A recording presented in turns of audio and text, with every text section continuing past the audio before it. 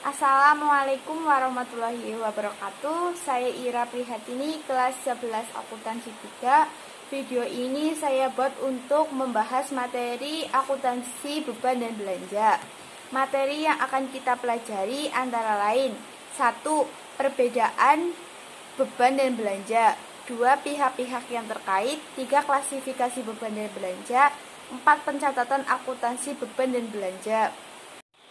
Sebelum kita masuk materi, kita harus tahu apa itu beban dan apa itu belanja. Beban adalah pengurangan dari pendapatan yang akan menghasilkan laba bersih sebelum pajak pada laporan laba atau rugi.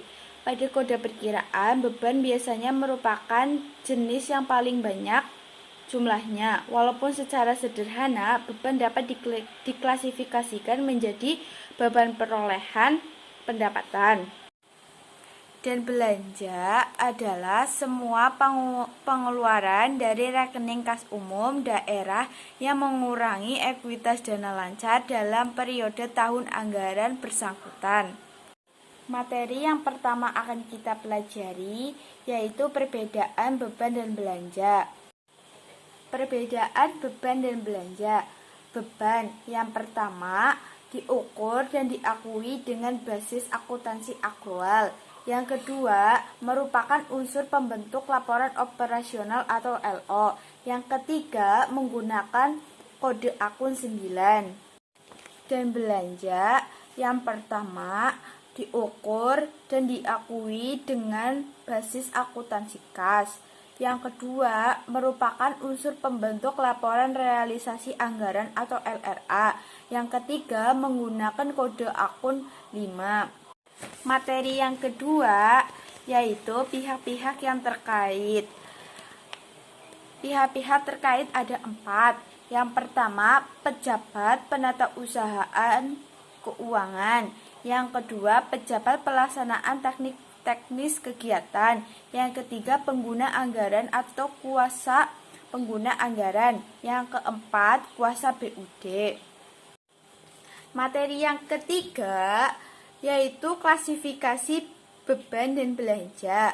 Klasifikasi beban dalam LO menurut PSAP nomor 12 Peraturan Pemerintah nomor 71 2010 ada 2. Yang pertama, beban operasi LO antara lain beban pegawai, beban barang dan jasa, beban bunga subsidi, beban hibah, beban bantuan sosial, beban penyusutan dan amortisasi, dan beban penyisihan piutang.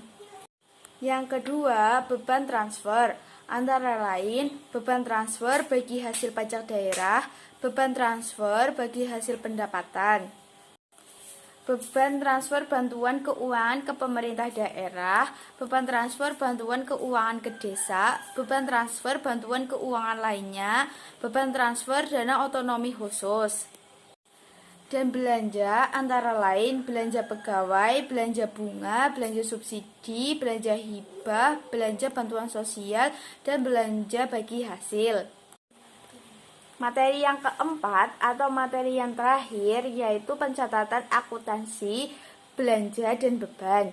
Mengacu pada persamaan akuntansi yang dibahas pada bab sebelumnya, dijelaskan bahwa beban dan belanja baik basis kas maupun basis akrual memiliki saldo normal di sebelah debit, yang itu artinya pertama, jika terjadi transaksi yang berdampak pada munculnya dan atau bertambahnya beban atau belanja Pemda, maka transaksi ini akan dicatat di sebelah kredit.